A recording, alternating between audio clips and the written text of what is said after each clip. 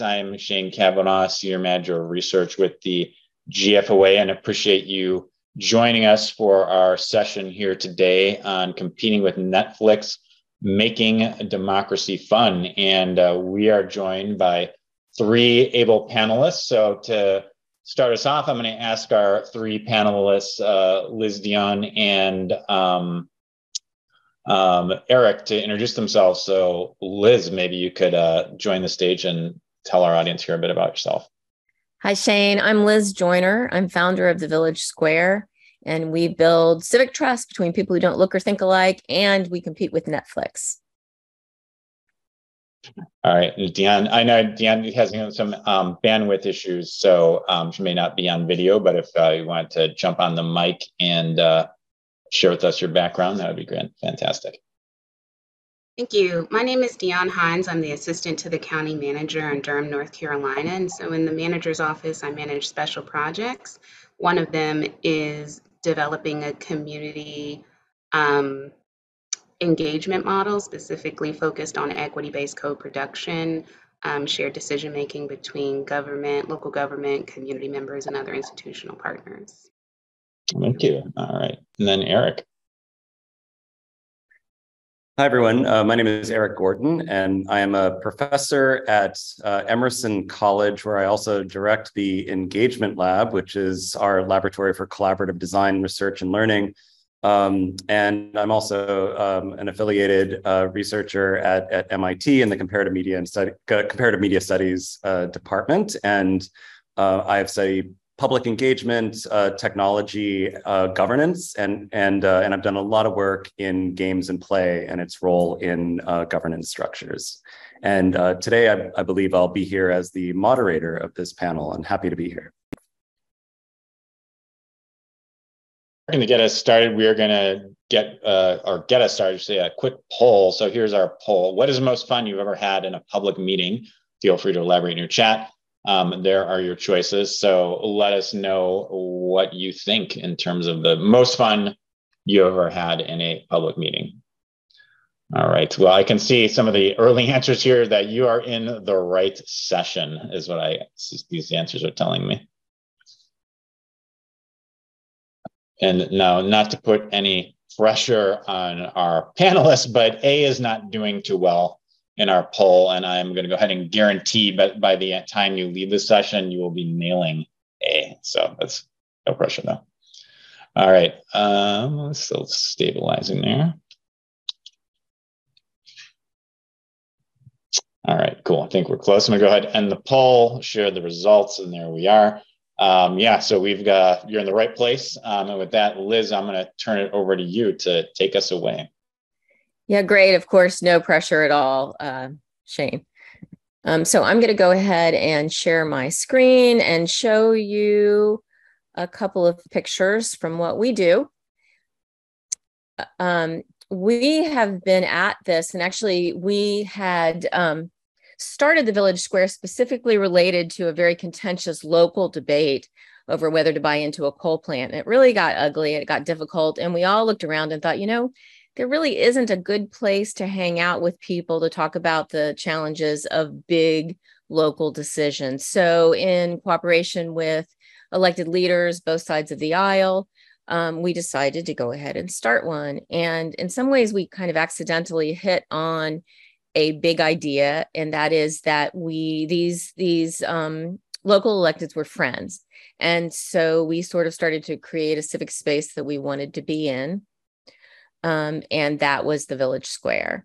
So here 16 years later, we've been doing this for a very long time. This is a very well-tested model. We've got a lot of proof of concept. And the other thing that we've got proof of is that it's actually way easier to do than you think. If you just start sort of thinking about your goals in a slightly different way. We meet in bars to talk about the most important issues facing our community with our local elected officials. We rent out coffee shops, and we use the glass walls all around us to put up charts and ideas and brainstorm and compete for little mini grants. this is with our Leon County government. Shout out to anyone from Leon County out there. We also work with the city of Tallahassee. And yes, that is Ben Franklin in the picture.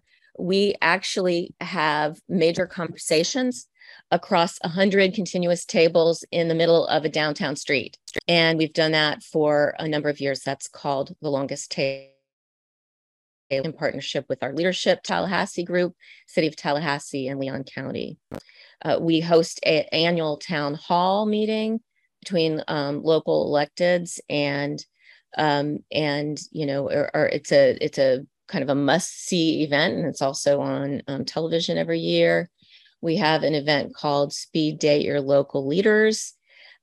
First year we did that, we had a couple of the elected say, well, I'm already married, but that's not what it's about. Incredibly vibrant event that lots of people come to. We do a program called Fast Forward Tallahassee, what's new and trending in town. And the format is that it's pachacha presentations, 20 slides that automatically advance after 20 seconds. So it's part civics, part sporting event. We talk about all the new things that are happening around town. We do a program annually called Created Equal with Leon County government, a conversation about race and founding ideals in our hometown. And some years we have over 1,000 people register for the event. And we talk about some of the hardest things to talk about in a really friendly and respectful environment. So how to just give you just a little bit of a description of how we think about what we do, but I would love to talk with any of you out there about doing the same thing in your hometowns. That's one of our bucket list jobs. We really want to be helping communities like yours. And one thing to think about, one concept I really like that's proven to be helpful in the years that we've done this work is the concept of weird. We are all weird. Probably every single one of us on this Zoom is considered weird. And so it's a book called by Joseph Henrich, and that stands for Western, Educated, Industrial, Rich, Democratic. And one of the things that he's found is that there's some real sort of characteristics of people who have been raised and educated in weird societies. And we tend to sort of go directly at the problem and the challenge that we're addressing.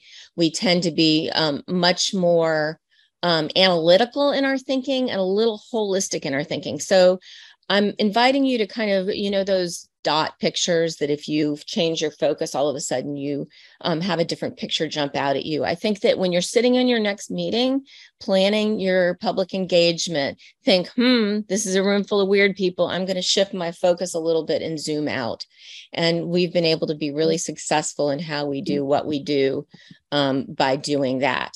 So we weird folks, we tend to think of civic engagement as being about a lot of important information, and it is. But one of the things that we forget to do is imagine what we're doing in terms of the relationships involved. So one of the easiest things we do that's most successful is we really work hard to make it feel social. We try to make our events feel fun and interesting and creative and kind of get some FOMO going. And also help people feel like they're part of an in-group. And I really think that especially in these divisive times, it is incredibly important for people to feel part of their geographic community. And it's a real easy way to help people be a part of things. This is a t-shirt we did, This Place, These People. We did a whole series of programs one year called The Year of Living Locally. At a time when partisans cannot agree on almost nothing, it's possible that one solution might be right under our feet. So we really do a lot of sort of trying to say, hey, we're hanging out with us. We try to laugh. It's an important concept. And actually, it's something that we learned from our partner, Jonathan Haidt, who wrote the book, The Righteous Mind, Why Good People Are Divided by Religion and Politics. And when you're laughing, when you're singing, when you're jumping up and down in the stands at a sporting event, you're doing something called muscular bonding. And it's really important. And actually, we've been able to have real data points that say that they change how things turn out, how people view each other. If you've got conflict, if you're walking with conflict, we tend to sort of think, well, we're going to bring the people over here who think this and over there who think that. We're thinking inside the box instead of outside the box. We have tested this theory out a million times. We get we get a very small group. Think of it like the rings of a trunk of a tree. Very small group. It could be 2 people that we start with. And then we start growing our group out. And so before we're in a big public event, we call it our core catalyst model. Before we're in a big public event like this, talking about race at a very contentious time in our community, we have used the core catalyst model, and all 5 people on stage were people who were very involved with us for a very long time before we hosted this event. We go high. We're constantly thinking of inspiring people. I won't go deeply into it, but the concept of the hive switch is also Dr. Haidt. And we think of that before we go into any single program. We're trying to get people to feel inspired by what we're doing. And you can do that inside of even something that's got a lot of information and is a little bit dry. And then the magic of indirect shots, carom shots, are actually a very powerful tool when you're dealing with difficult things and conflicts. So, it's like swimming with a rip current. And actually a lot of the conflict studies tell us that we need to go at what we're doing in kind of indirect ways. So here's my little list of the things that you need to remember that I just went through. And I'm going to add serve food really helps humans come non-angry, and then also to contact us anytime if you're interested in learning more about what we do. And I also wanted to mention that we're participating in a pilot study using a tool called the Social Cohesion Impact Measure. They're looking for good people like you to use their tool, and it's a very cool self-guiding useful thing that once they get you set up, you can understand what your results are, measures affective polarization, intellectual humility, intergroup empathy, et cetera, et cetera. So with that, I'm going to hand it back to you, Eric, and thank you all. Thank you, Liz. I think we'll just go right over to hearing from Dion, and then we can take some questions. So I'll start out where Liz ended, which is to say that when the process that I have designed and that I've had a lot of people help to refine really starts after people would have already started to come together, started to break down some of those barriers, and are really ready to start the process of co-creation and co-production. This process is also predicated on a larger set of come one, come all type community events that are based in equity and based in collaboration that produce some level of policy guidance that would have been developed by our elected officials. And so what I have before you today is 4 phases of gameplay. And these phases are really built on a co-production, collaborative decision-making process. And the first phase really focuses on journey mapping and really understanding within the context of a given policy issue, who are those who are most directly impacted by any given policy issue. And the game is flexible enough to handle a variety of different policy issues. But within the context of any given policy issues, who are those that are most directly impacted? And mapping out through these 8-story beats their journey within the context of that policy issue. And so those persons who could be most impacted could be, or they would be community members, local government staff who are managing resources. And so the community members would be experiencing sort of those negative impacts that make up those wicked community issues. Local government staff who would be managing resources, and other institutional partners who would have a role in managing resources, but also connecting with community members in one form or fashion. And so we map out all those different journey maps, and the the way that these cards are set up, they're mapped on these cards, and the way that these cards are set up, they have the particular part of the story beat that it falls under, a quote, and a question. And these questions are set up at the micro level rather than the macro level, so that people can really begin to have a discussion and really identify some insights within the overlap in the discussions, and really begin to have a shared understanding of where of the different perspectives of different people and where people are coming from. And then after we sort of develop those insights and can agree to them, this game is made to be played at small round tables or small tables with about 10 or so people, and there would be multiple game boards for multiple game tables within a larger crowd. And so once we develop those insights as a group and can agree to them as a group, we will take them and begin to abstract them into a set of metaphors. And we do this because we want to get out of that linear thinking pattern. And as we translate our insights into action steps, we want to first abstract them a little form. We abstract them into metaphors, and we sort of go through a process of developing some initial design criteria with those metaphors and parameters and pros and cons, until we develop some consensus on those metaphors, or excuse me, on the design criteria. And then from that design criteria, we begin to develop a set of actions and drawbacks, recognizing that any actions that we take are going to have a corresponding set of drawbacks. And a couple other things happen in this phase.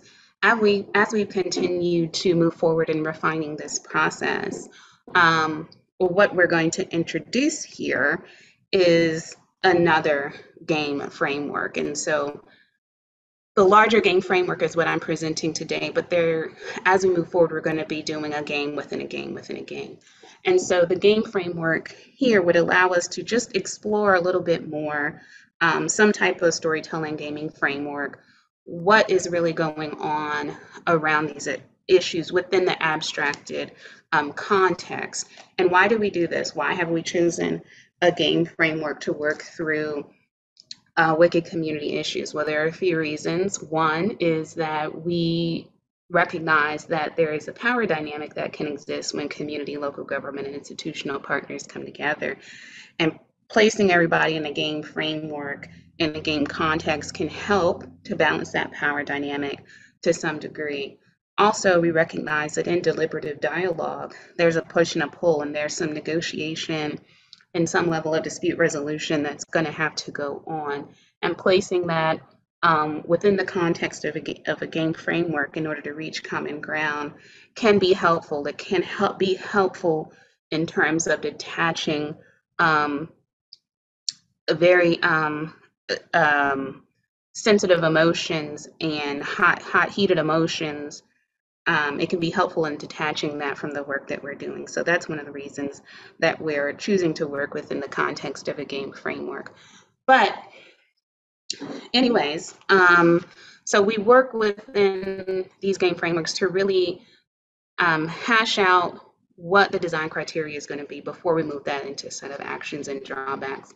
And then in phase 3, I'm sorry, I don't know why this is a little wonky on this page, but in terms of the text, but anyways, in phase 3, we use this game board to move around and really to refine our initial set of draft actions and drawbacks. And so these cards on the bottom, they correspond to this color-coded track, and these card decks are representative of different types of questions.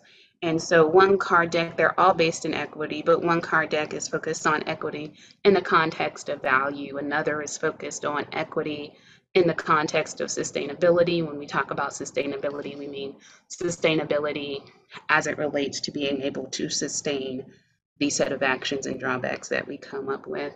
There's another card deck focused on equity as it relates to implementation, equity as it relates to evaluation, and a couple others. And as we go through the cards, and these cards are highly curated and customized to the particular issue that we're talking about. We apply those responses to the actions and to the original set of actions and drawbacks, and that's how they become refined through this phase. And also, we do some polling every now and again to see the level of common ground that we've reached on the actions and drawbacks. And so, as an example, if we have 10 people in a group, or if we have 12 people in a group, and 7 people can agree to one action given the drawback, then that might pull higher and we might place that higher on the list. If we have an action where 5 people may agree to it, then that'll be a little bit further down on the list, given the drawback. And that's how we get through this phase. This fourth and final phase, we focus on synthesizing all of those action plans that we got from all the different tables that we have had. And we do that, and we categorize and synthesize them per their outlook in terms of timeline, in terms of short-term planning, mid-term planning, and long-term planning. And then within that context, if the action and drawback is going to be incremental, as it were, in terms of like the same thing we're going to do in the short term, mid-term, and long term, because it's necessary that we do it in order to get the result that we want, or are they foundational? So we organize them this way as well. So are these actions going to build on themselves? We need to do action 2 and 3 in the short term in order that we can do another set of actions in the midterm in order that we can do another set of actions in the long term. And once we do that, we focus on developing an implementation strategy for that action plan. And the implementation strategy focuses on strategic and operational planning, budgeting, managing service delivery, learning, evaluation, and accountability, and customer service. And we have another set of cards and subtext for those cards to focus on that, to really identify those. And the idea is that we have everybody at the table so that we can have this community-based solution to whatever it is that we're working on, so that we can also identify accountability, so that we can also identify community resources in terms of who can provide what, and who can deliver what, and who can measure what. And these are just some questions that we ask people in terms of game content, because we are refining gameplay as we move on. So game content, is the challenge right size for the game, and some of these other questions here, and then game mechanics, because we want to make sure that the game mechanics help to facilitate co-production in an equitable way and don't get in the way of that. And so I'll stop there. The only thing I'll add is that, as I said, I'm sorry, I'm just reading some of the comments in the chat. We are adding, as I said in the beginning, additional game methodologies as we move forward that can help people to use this type of game framework in order to better work through community issues. So thank you.